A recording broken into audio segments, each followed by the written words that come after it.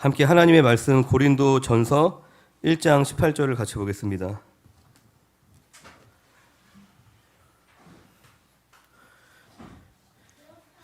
여기 화면 전환 좀 부탁드릴게요.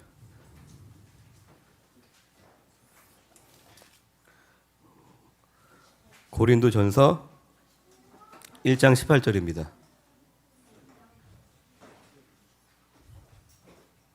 우리 함께 한 절밖에 안 되니까 우리 다 같이 우리 친구들도 같이 읽어보도록 하겠습니다. 시작. 십자가의 도가 멸망하는 자들에게는 미련한 것이요 구원을 받는 우리에게는 하나님의 능력이니라. 아멘.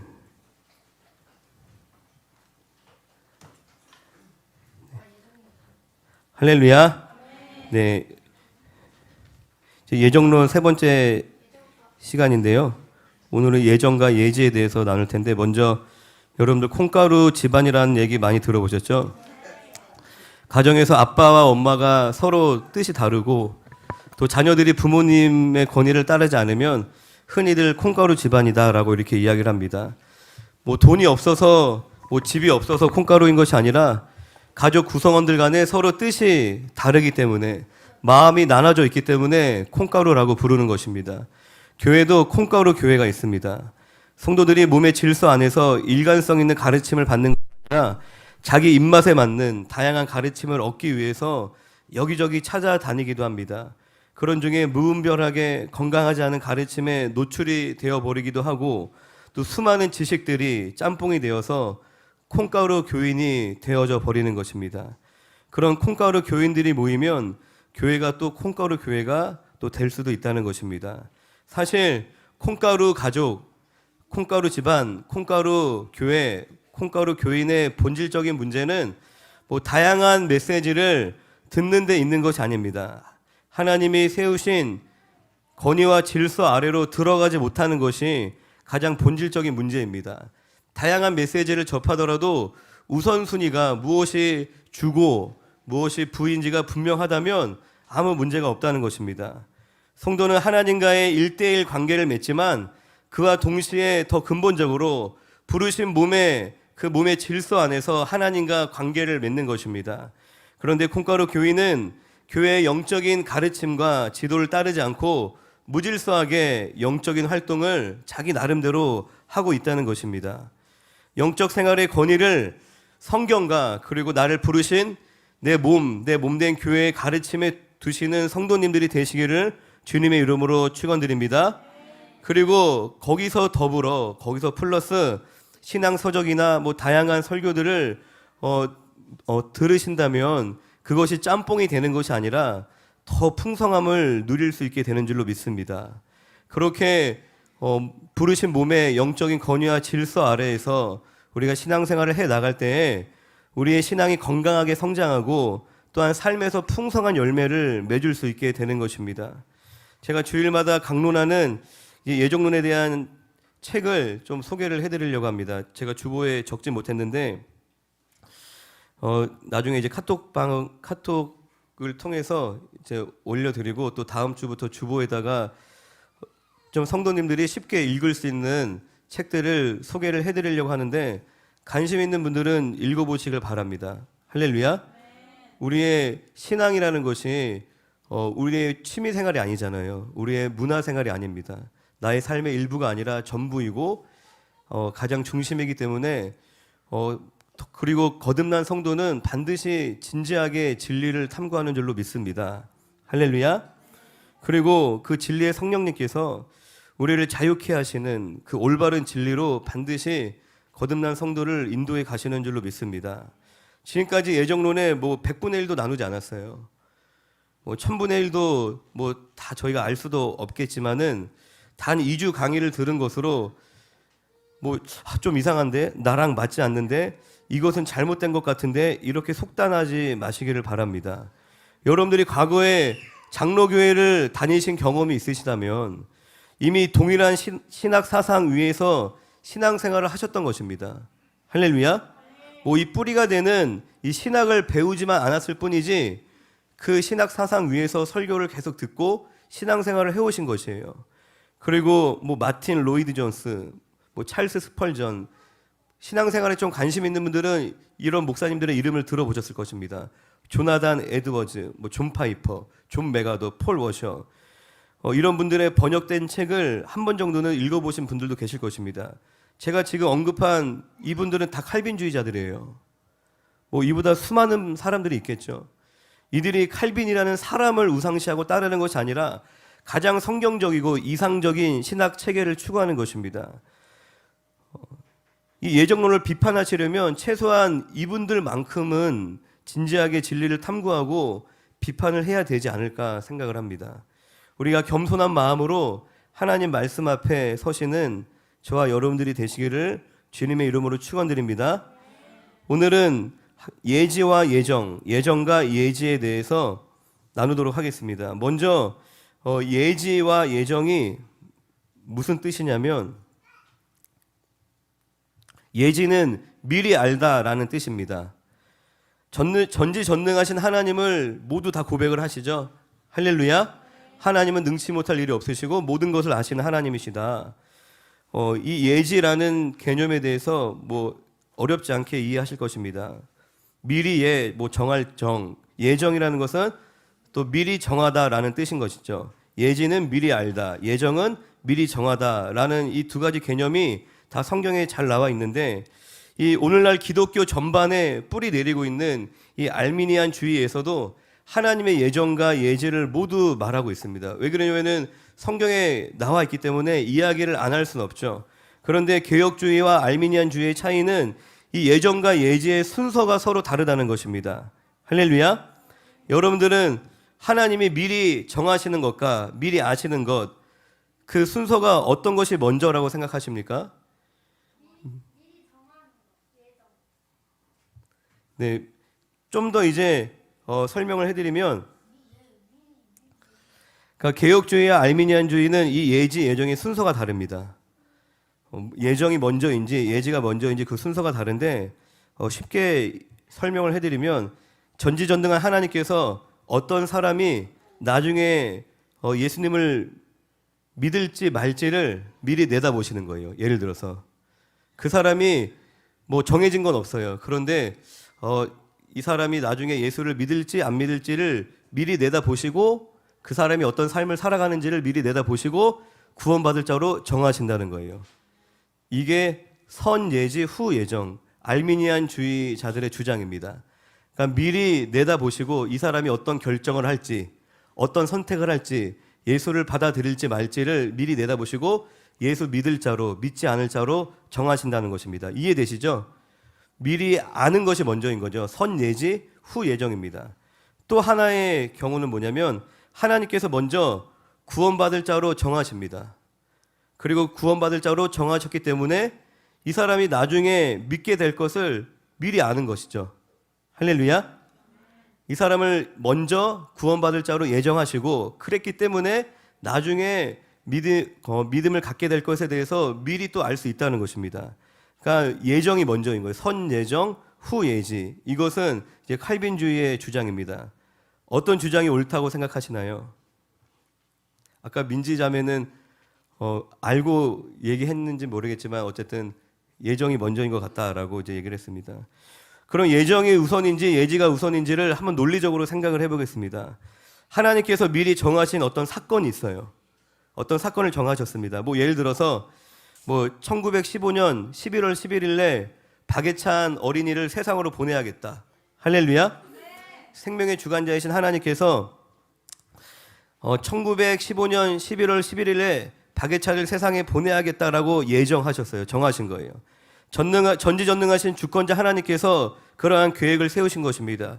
그러면 그 일은 반드시 일어날까요? 안 일어날까요? 반드시 일어나죠. 할렐루야.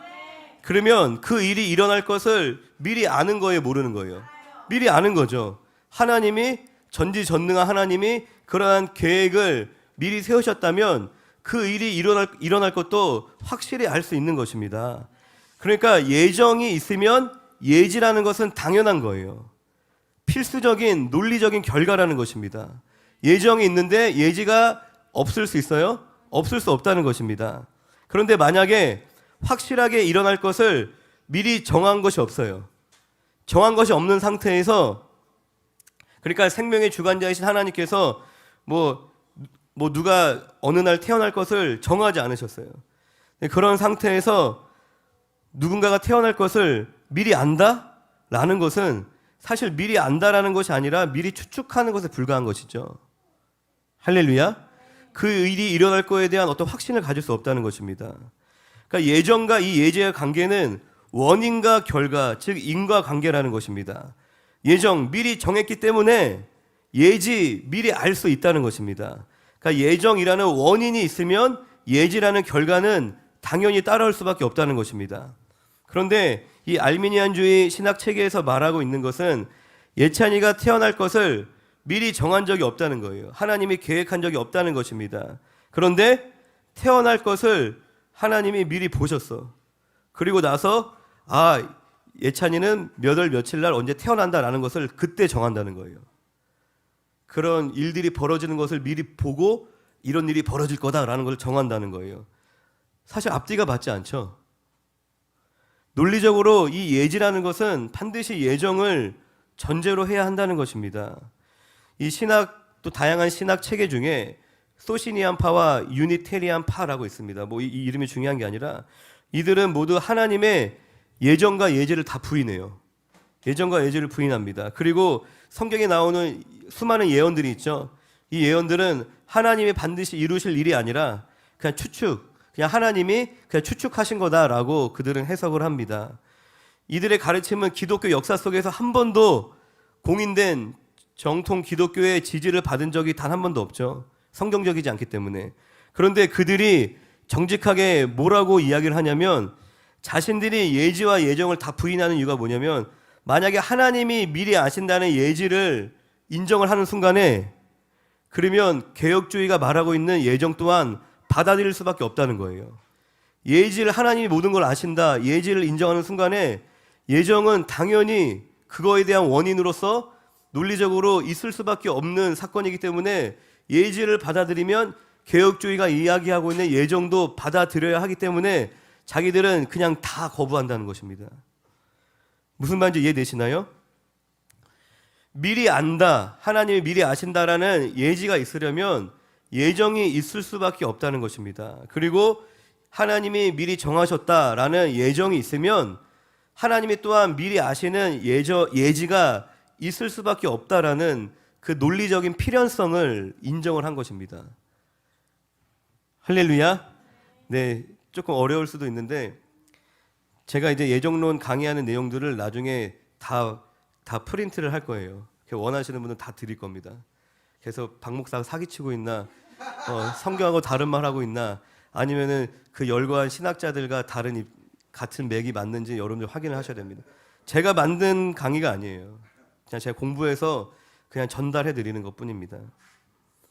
중요한 게 뭐냐면 이 알미니안주의가 주장하는 이 예지가 먼저이고 후 예정의 이 발상은 매우 인본주의적인 발상이라는 것입니다.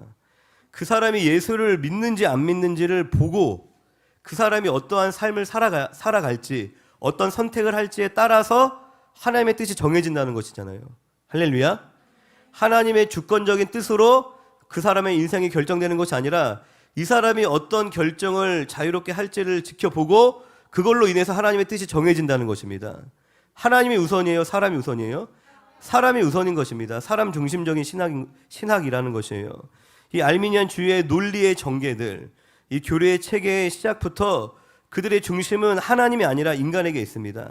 하나님의 주권을 인정하지 않는 것입니다. 알미니안주의에는 하나님의 계획은 있을 수가 없습니다. 또한 하나님의 섭리도 부정할 수밖에 없습니다.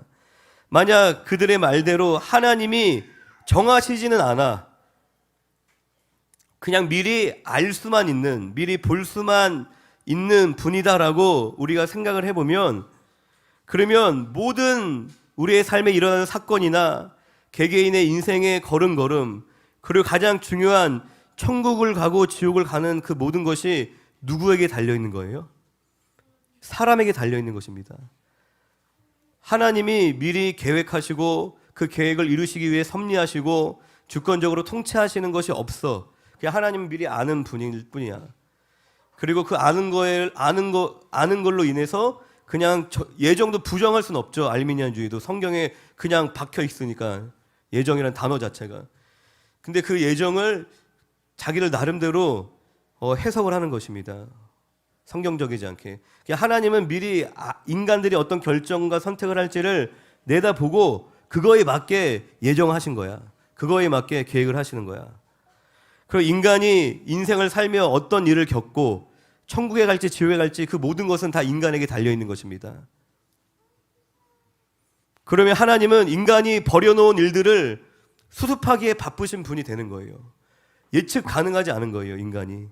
알미니안 주의 말처럼 선 예지 후 예정이 맞다면, 제가 지난주에 나눴던 창조주 하나님의 주권과 그의 계획, 섭리 이런 가르침은 모두 송두리째 날아가 버리는 것입니다. 할렐루야. 그런 가르침은 그냥 다 부정돼 버리는 것이라는 거예요. 만약 하나님이 한 영혼을 회개시키려고 할 때 여러 가지 계획들이 필요할 것입니다. 첫 번째 계획을 실행해 봤는데 그 계획이 실패했어. 그러면 두 번째 계획을 실행하고, 두 번째 계획도 실패하면 세 번째 계획을 시도하는, 하나님이 이러한 분이시라는 것입니다. 인간이 얼마나 변덕스러워요. 얼마나 변덕스러워. 그리고 인간이 자기가 마음 먹은 대로 다 실천하나요? 그럴 수 없습니다. 얼마나 연약해요. 작심삼일이란 말이 있잖아요. 변덕스럽고 연약하여 전혀 예측할 수 없는 인간의 행동에 따라 모든 것이 좌우될 것이라 한다면, 성경이 반복적으로 말하고 있는 하나님의 성품과 모순을 이루게 된다는 것입니다. 예정을 부인하고 예지 이후로 예정이 있다고 말하는 것은 하나님이라는 절대자를 피조물에 의해서 자주 좌절되고, 이렇게 계획했는데 얘가 이 길로 안 가네. 하나님의 계획이 자주 좌절되고 하나님이 실패하는 그러한 존재로 하나님을 깎아내리게 된다는 것입니다. 우리가 위대하신 하나님 찬양하잖아요. 위대하신 주, 전능하신 하나님 믿잖아요. 그런데 하나님의 주권과 섭리는 믿지 못하고, 구원이 선물이다라고 믿는데 예정은 믿지 못하고, 그러니까 우리의 신앙이 뒤죽박죽 되어져 있는 겁니다. 서로 전혀 앞뒤가 맞지 않는 것을 막 믿고 있는 것이에요. 그러나 성경의 가르침은 매우 조직적이고 매우 체계적입니다. 여기선 이랬다, 저기선 저랬다 결코 하지 않다는 것입니다. 그럼에도 불구하고 하나님의 예정을 우리가 이해하는 것은 참 어렵습니다. 할렐루야. 칼빈도 이 예정을 먼저 서술하고 그 다음에 신학을 푼 게 아니라 결론이에요. 모든 성경을 조직적으로 해석하고 하나님에 대해 설명하다 보니까 이런 결론이 나올 수밖에 없다는 것이죠. 인간의 이성은 매우 연약하기 때문입니다. 그리고 그러나 하나님은 시간과 공간의 제한을 받지 않으시는 분이시죠. 하나님은 과거와 현재, 미래의 역사의 모든 사건을 한 번에 정하시고 한 번에 보실 수 있는 분이십니다. 할렐루야. 우리가 하나님의 속성을 더 알아가고 이해하면 할수록 이 예정에 대해서도 더 깊이 깨닫게 되는 줄로 믿습니다. 이제 예정과 예지 잘 이해되셨죠?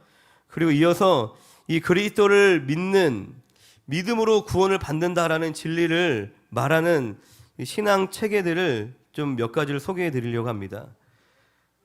그러니까 핵심은 같아요. 예수 그리스도를 믿음으로 구원을 받는다라는 핵심을 가지고 있지만 조금 서로 다른 신앙의 체계가 있다라는 것입니다. 크게 세 종류가 있는데, 첫 번째를 얘기하기 전에 이 신학을 무시하고 이제 성경만을 강조하는 사람들이 있습니다. 물론 이제 성경이 가장 높은 권위를 가지고 있다는 것은 확실해요. 할렐루야. 그것은 당연한 것입니다. 그러나 이 신학이라는 것이 뭐냐면 성경에 광범위하게 그리고 산발적으로 흩어져 있는 진리들을 아주 명료하고 논리적으로 해석을 해주는 것이 신학입니다. 그래서 우리는 우리 인생의 최고의 권위인 이 성경을 올바로 이해하기 위해서는 올바른 신학의 도움을 받아야 한다는 것입니다. 그래서 서로 다른 세 가지 신학 체계를 살펴볼 텐데, 첫 번째는 만인구원설입니다. 만인구원설은 그리스도께서는 전 인류를 위해 죽으셨고 그로 인해서 모든 사람은 구원을 받는다. 할렐루야. 너무 좋은 얘기죠.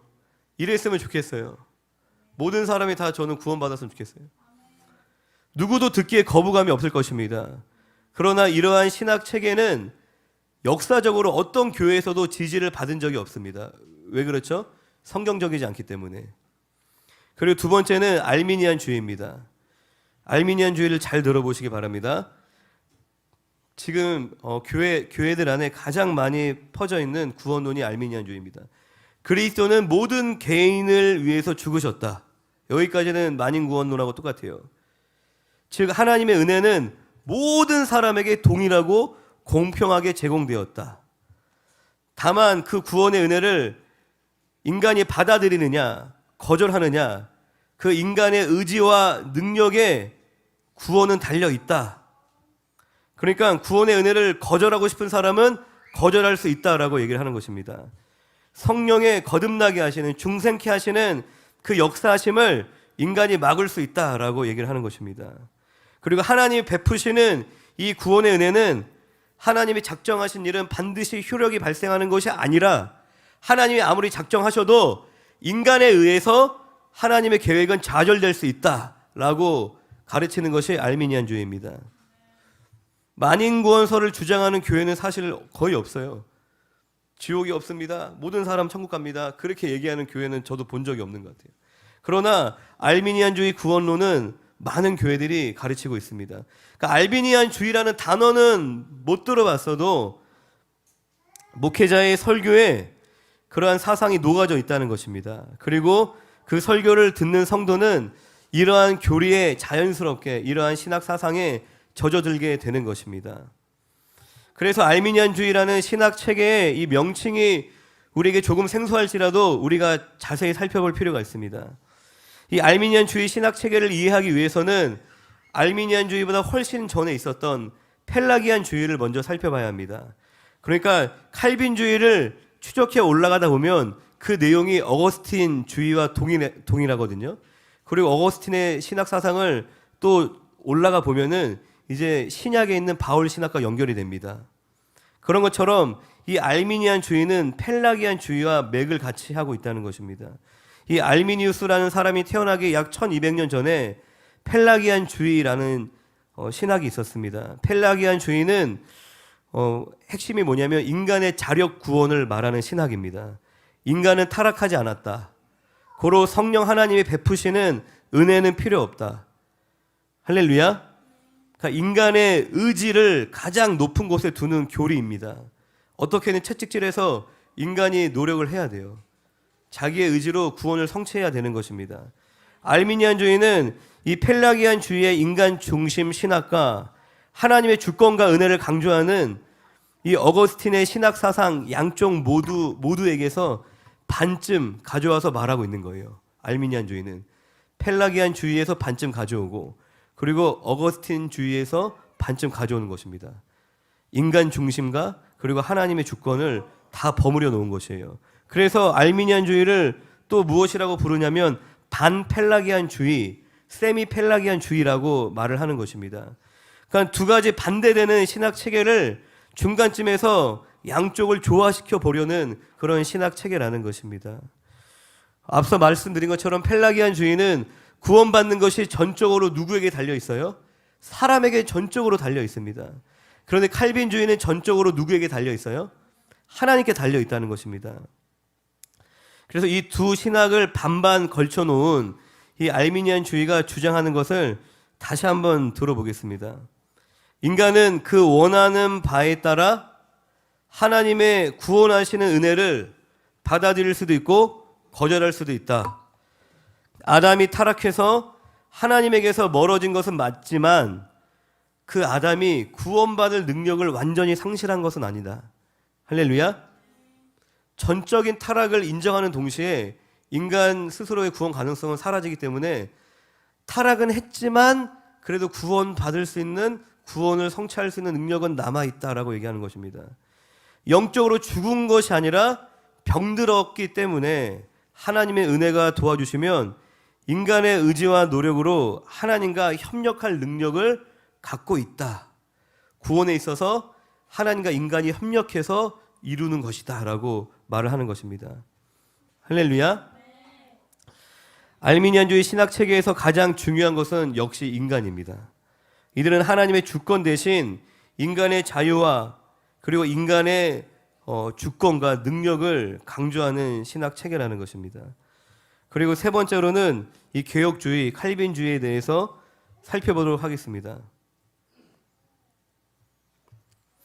개혁주의는 뭐라고 이야기를 하냐면 모든 인간은 아담이 범죄한 이후로 전적으로 타락하였고 구원에 있어서 아무것도 할 수 없는 전적으로 무능력한 상태가 되었다.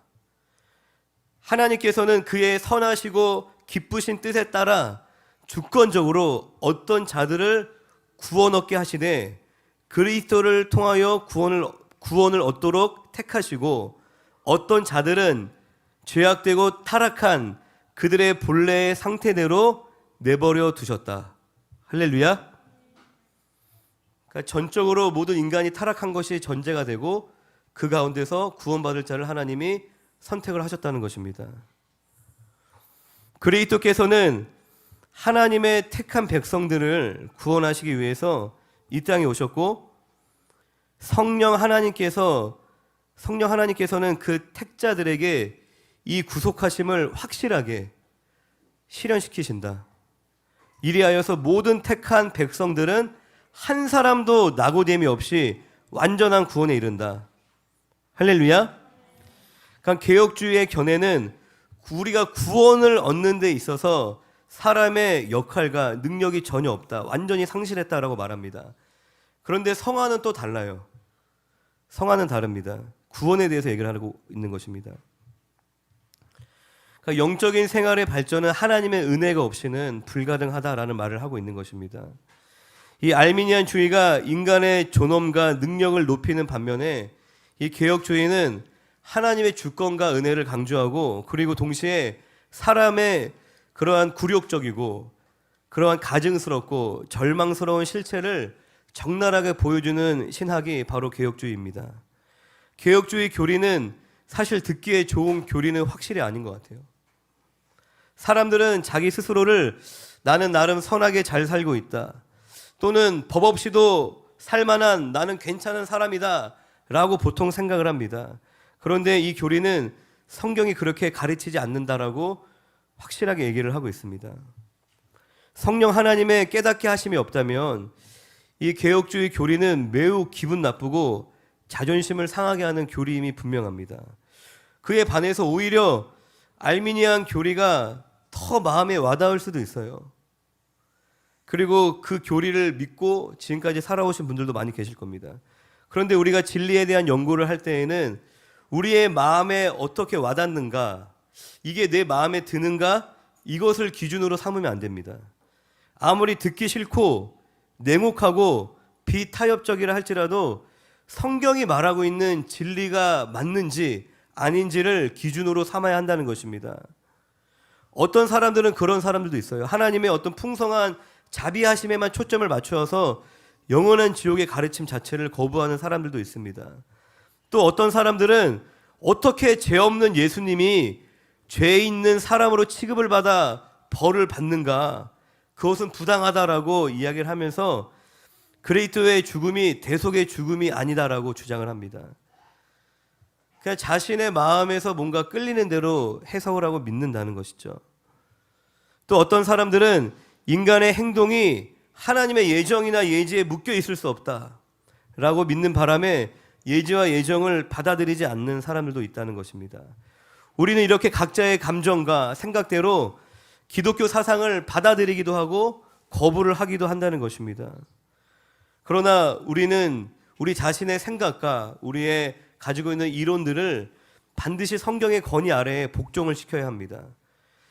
우리가 처음에 읽었던 고린도전서 1장 18절 말씀처럼 십자가의 도가 멸망하는 자에게는 미련하다라고 했습니다. 그러나 그 미련해 보이는 십자가의 도가 구원을 얻는 사람들에게는 하나님의 능력이 되는 줄로 믿습니다. 내가 지금까지 배우고 생각해왔던 것을 기준으로 이 교리가 참된 것인지 잘못되었는지를 판단해서는 안 됩니다. 우리가 겸손하게 성경의 가르침 앞에 우리의 생각을 맞춰야 하는 줄로 믿습니다. 앞으로 개혁주의에서 말하는 이 성경적인 구원관과 또 그 안에서 필연적으로 다루어야 할 예정에 대해서 더 많은 시간을 더 자세하게 나누도록 하겠습니다. 마지막 한 가지로는 이제 성경의 권위에 대한 문제를 간단하게 말씀을 드리면, 오직 성경만이 모든 사상의 체계들을 비판할 수 있는 최종적인 권위를 갖고 있습니다. 신학교에서 이제 조직신학이나 교리를 배울 때 그 배우는 순서를 보면은 뭐 하나님에 대한 신론, 그리고 그리스도에 대한 기독론, 뭐 인간론을 먼저 배우지 않습니다. 성경의 권위에 대한 성경론을 가장 먼저 다루고 그 이후에 신학들을 펼쳐가요. 개혁주의는 어떤 성경관을 가지고 있냐면, 성경은 오류가 없는 하나님의 기록된 계시이다. 할렐루야. 그리고 그 저자들의 모든 문학적인 특색과 언어의 특징들을 하나님이 모두 사용하셨지만 한 채의 오류도 없다. 1.1획도 무호한 하나님의 진리의 말씀이다. 이것이 개혁주의가 바라보는 성경관입니다. 그러니까 막 그 성경의 저자들이 막 무아지경 상태에서 막 저절로 손이 움직여서 쓴 것은 아니라는 거예요. 그 저자들의 어떤 문체, 그리고 그러한 성품들이 글에 잘 담겨져 있다는 것입니다. 그럼에도 불구하고 한 채의 오류가 없는 하나님의 말씀임을 고백합니다. 그래서 모든 신학 사상과 교리들이 이 성경의 가르침과 상호 일치하느냐를 보아야 한다는 것입니다. 왜냐하면 이 성경은 하나님이 우리에게 남겨주신 정확무호한 기록된 계시이기 때문입니다. 지난주에 살펴본 신학 체계들 중에서 뭐 앞서 이제 살펴본 거죠. 모든 사람들이 구원을 받는다는 이 만인구원설이 기독교 역사 속에 단 한 번도 지지를 받은 적이 없는 이유가 뭐냐면, 최종 법정인, 최종 판단 기준인 이 성경의 증거를 받지 못하기 때문입니다. 그러니까 성경적이지 않기 때문에 교회가 인정할 수 없었다는 것입니다. 뭐 삼위일체, 그리스도의 신성, 성령의 인격, 인간의 유죄, 뭐 실제적인 미래의 심판에 대한 교리들도 성경적이라는 것에 대해서 모두 다 동의하실 것입니다.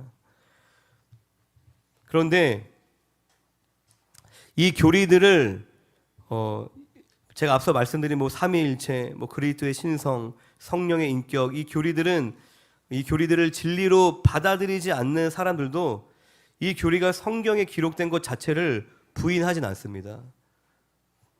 부인할 수 없는 것이죠.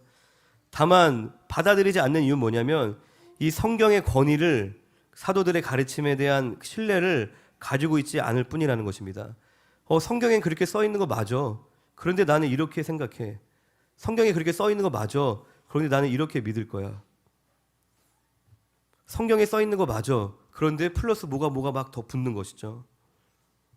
예정론에 대해서 말할 때도 예외가 아닙니다. 누군가는 성경의 예정에 대한 가르침이 있습니까? 라고 누군가가 묻는다면 창세기부터 요한계시록까지 예정에 대한 가르침으로 가득 차 있다라고 대답을 할 수 있습니다. 이 예정론이 참인지 거짓인지에 대한 판단은 성경에 의해서만 판정을 받아야 한다는 것입니다. 이 개혁주의와 알미니안주의는 서로 반대되는 논리 체계를 가지고 있어요. 그런데 한 가지 중요한 사실이 무엇이냐면, 이 개혁주의는 알미니안주의가 제시하는 자신들의 교리를 설명하기 위해 제시하는 성경 구절들을 개혁주의 신학에 맞게 해석을 다 할 수 있습니다. 그런데 알미니안주의는 개혁주의가 하나님의 주권과 그리고 예정을 설명하기 위해서 제시하는 그 구절들에 대해서 알미니안주의는 설명을 할 수가 없어요. 이 개혁주의는 성경이 전반적으로 증거하고 있는 진리라는 것입니다. 그래서 겸손한 마음으로 이 최고의 권위를 가진 성경의 증거를 잘 따라가 보시기를 주님의 이름으로 축원드립니다. 저는 사실 이 칼빈주의를 신학교에서 배우지 못했습니다. 저는 감리교단 신학교를 나왔어요. 그래서 졸업 논문도 웨슬리 신학에 대해서 논문을 썼어요. 뭐 여기서 너무나 많은 얘기를 할 수 없지만, 그런데 사실 이제 웨슬리에 대해서도 그냥 우리가 알려져 있는 것과 다릅니다. 그분이 어떤 신학 사상 위에 서 있는지, 뭐 단편적으로 그분의 어머니 이제 수잔나 웨슬리신가? 그분은 그 존 오웬이라고 아시나요? 굉장히 유명한 청교도 신학자에게 교육을 받았고, 당시 이제 신앙교육은 어머니가 하는 거기 때문에 그 웨슬리의 신학의 바탕은 청교도주의가 뭐냐면 칼빈주의예요.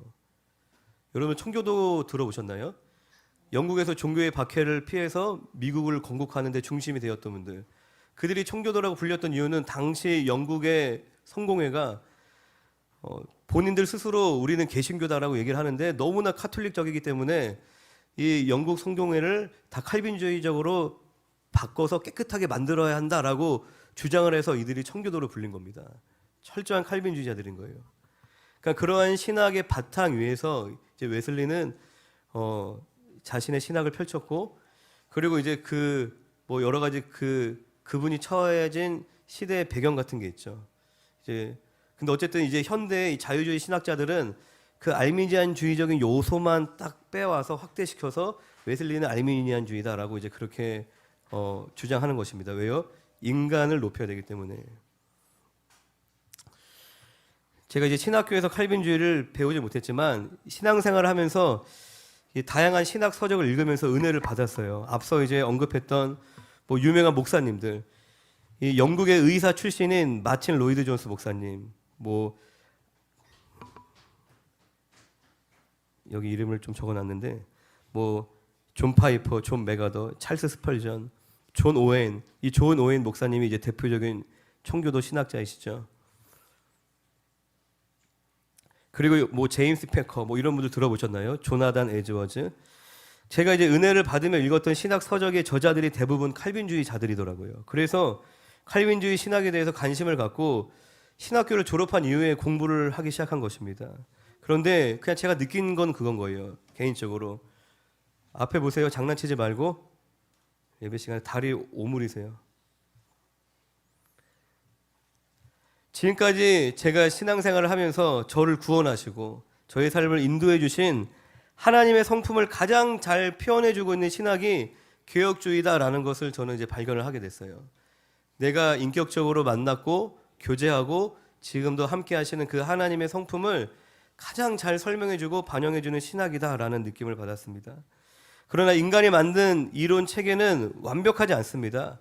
그래서 지식으로만 여러분들이 접근을 하면은 오해할 수 있고 그리고 악용될 수도 있습니다.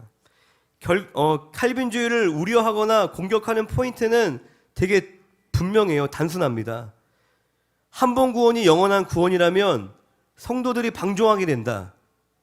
다 그 얘기밖에 안 해요. 한 번 구원이 영원한 구원이라면 성도들이 열심히 신앙생활 하겠느냐. 방종하게 된다. 그리고 구원받을 사람이 정해져 있다면 열심히 신앙생활 할 필요가 있느냐. 성도들의 신앙이 나태해진다. 전도를 안 하게 된다. 방종하게 된다. 그러한 우려로 인해서 칼빈주의가 뭔지도 정확하게 모르고 비판을 하는 것이에요. 경험해 보지도 않고. 그런데 하나님의 말씀은 이론입니까? 하나님의 말씀은 생명이고 능력이기 때문에 우리가 올바른 성경적인 가르침을 받는다면 반드시 그 삶에 엄청난 변화가 생깁니다. 삶에 반드시 열매가 영향력이 발생한다는 것입니다. 여러분들 18세기에 미국에 엄청난 대각성 운동이 있었습니다. 침체된 교회들을 국가적으로 깨우는 엄청난 회개 운동이 일어났었는데 그 운동의 주역이 두 분이세요. 조나단 에드워즈 그리고 조주 히필드. 이 두 목사님은 두 분 다 칼빈주의자세요. 철저한 칼빈주의자세요. 모두 하나님의 절대 주권과 그것을 그 절대 주권을 나타내는 예정론을 신앙의 뿌리에 두었지만 하나님이 다 정하셨으니까 전도도 하지 말고 구원이 보장되었으니까 대충 살자, 이러한 신앙의 태도가 절대로 아니셨습니다. 할렐루야. 사도 바울이 나 구원 티켓 땄어, 그냥 나 적당히 살아야지. 사도 바울이 다 예정됐으니까 전도하지 말아야지, 그렇게 살아가셨나요? 아니라는 것입니다. 개혁주의 신앙에 뿌리를 두고 있는 이 목사님들을 통하여서 한 국가를 변화시킬 만큼 강력한 회개 운동이 일어났다는 것입니다. 만약에 여러분들이 이 예정론을 들으면서 신앙생활의 의욕이 막 상실이 돼. 열심히 믿을 필요가 없구나. 다 결정된 건데. 만약에 그렇게 되신다면 여러분들의 신앙생활의 동기가 하나님의 은혜가 아니었던 것입니다. 여러분들이 신앙생활을 해 나가고 있는 그 동기가 하나님과의 인격적인 관계가 아니었을 수도 있다는 것입니다. 단순히 내가 천국 가고 싶어서 지옥에 안 가려고 애를 쓰고 있던 거였다면 하나님의 은혜도 몰라. 인격적인 하나님과의 만남도 없어. 그런데 지식적으로 접근해서 지옥 가고 싶지 않아. 나 하나님께 버림받으면 어떡하지? 천국 가고 싶어. 그렇게 애를 쓰고 있는 신앙생활이라면 천국행 티켓을 얻으면 더 이상 노력하겠어요? 당연히 노력 안 하죠. 티켓 땄는데 못하러 더 이상 노력해요. 마음은 여전히 내가 세상을 사랑하고 지독한 내 자아를 붙잡고 있으면서 믿음이 있는 척 종교생활을 하고 있었다는 것입니다. 그러니까 이런 교리 면죄부를 얻은 것 같으니까 본색을 드러내는 거예요. 아, 영원한 구원이구나. 한 번 구원, 영원한 구원이었구나. 그 사람은 구원 받지도 않은 거예요. 그런 식으로 생각이 돌아가는 것은 전혀 구원과 거리가 먼 거듭나지 않은 성도인 것입니다. 칼빈주의는 성도들을 방종하게 만들지 않습니다. 절대로. 그렇게 반응하는 사람들은 원래부터 하나님 사랑하지 않았던 사람들인 거예요. 원래부터 하나님 갈망하지 않았던 것입니다. 원래부터 회개하지 않았고 예수님이 삶의 주인이 아니었던 거예요. 그러니까 그런 실체가 드러나는 것이죠. 내가 시험을 만나야지만 누군가가 나에게 모욕적인 말을 하고 누군가가 내 잘못을 지적하고 내가 가난해지고 어려움을 만나야지만 우리의 실체가 드러나는 것이 아닙니다. 진리의 빛이 우리에게 온전히 비춰졌을 때 내 실체가 드러나는 것이에요. 할렐루야. 내가 가짜였구나. 예정론 들으니까 의욕이 갑자기 상실돼. 내가 뭐 하려고 새벽기도, 내가 뭐 하려고 금식하고, 내가 뭐 하려고 봉사하고, 내가 뭐 하려고 죄 안 지으려고 애를 썼지. 우리가 뭐 하려고 그래요? 하나님 사랑하니까 하는 거 아니에요. 정말 거듭난 성도는 지옥 생각도 안 해요. 그냥 하나님 사랑하는 거예요. 그냥 내가 주님에 살고 싶은 거예요. 내가 드릴 게 없지만 하나님 이 껍데기 같은 이 육신이라도 주님께 드립니다. 나를 사용해 주시옵소서. 내 삶을 드립니다. 하나님께 보탬이 될지는 모르겠어요. 가진 것도 능력도 없지만 주님 위에 살 수밖에 없고 주님 없이 살 수 없고 주님께 내 모든 것을 드려서 아깝지 않은 그 사람이 하나님께 선택받은 사람, 구원받은 사람이라는 것입니다. 다른 동기 없어요. 다른 거 계산하지 않아요. 내가 열심히 신앙생활해서 인정받아야지. 내가 열심히 사역해서 성공해야지. 그 야망이 동기입니까? 사람들에게 인정받고 싶습니까? 지옥 갈까봐 두려워요? 할렐루야. 제가 막 최대한 소프트하게 얘기하려고 노력하지만 근데 정확하게 얘기를 해드려야 될 것 같아요. 거듭나지 않은 것입니다. 거듭난 사람은 때려 죽여도 하나님 따라가요. 목숨을 내놓고도 주님 따라가는 것입니다. 능력이 있어서 내가 강건해서 뭐 성숙해서 그런 거 아니에요. 베드로가 예수님을 3번 부인하고 부활하신 예수님이 찾아오셨을 때 고기를 잡다가 예수님 보니까 그냥 반사적으로 뛰어가요. 예수님을 부인했지만 순간의 두려움으로 연약하여 실수할 때도 있고 넘어질 때도 있지만 이제는 주님 없이 살 수도 없고 주님 없이는 내 인생이 아무런 설명도 되지 않는 그런 사람이 되는 것입니다. 그리스도인은. 할렐루야. 이 시간 우리 같이 기도합시다. 하나님의 입장에서 복음을 서술하면 전적인 하나님의 은혜요, 하나님의 절대 주권과 예정이 드러나지만 사람의 입장에서는 이 구원이라는 것은 회개와 할렐루야, 순종과 할렐루야, 믿음의 선한 싸움을 싸우는 삶으로 이 구원을 설명되는 것입니다. 내가 진짜 구원받았는지 여러분들 자신할 수 있으세요? 진지하게 생각해 보시기 바랍니다. 성경에 구원받은 사람들의 삶과 여러분들 비교해 보시기 바랍니다. 너무 거리가 멀지는 않나요? 내가 목사라고, 내가 전도사라고, 내가 권사라고, 집사라고 이런 것이 여러분들의 구원을 보장해 줄까요? 내가 영적인 체험을 했다고, 복음에 대한 지식이 있다고, 내가 열심히 교회 다닌다고 여러분들의 구원을 확신할 수 있을까요? 제가 여러분들을 정죄하는 게 아닙니다. 여러분들 심각하게 고민하시기 바랍니다. 우리 이 시간 하나님 앞에 회개합시다. 회개합시다. 회개합시다. 내가 정말 은혜 받은 자가 맞습니까? 내가 정말 은혜 받은 자가 맞습니까? 내가 정말 회개한 자가 맞습니까? 그런데 어떻게 사람을 정죄하냐고요? 비난하냐고요? 내가 죄인인데, 내가 가장 추악한 자임을 아는데 어떻게 사람을 손가락질하고 무시하고 평가르고 믿음이 연약하다, 그거는 좋게 제가 얘기하는 거예요. 구원과 아무런 상관이 없는 삶일 수도 있습니다. 명목상의 그리스도인, 무늬만 그리스도인, 가짜 그리스도인일 수도 있다는 것이에요. 하나님, 내가 회개합니다. 하나님, 내가 죄인임을 알게 해 주시옵소서. 하나님의 은혜를, 그 놀라운 사랑을, 아무런 자격도 공로도 없는 나를 구원하신 그 구원의 은혜를 깨닫게 해 주시옵소서. 나를 결코 떠나지도 않고 나를 버리지도 아니하시는 하나님 아버지의 놀라운 사랑을 알게 하여 주시옵소서.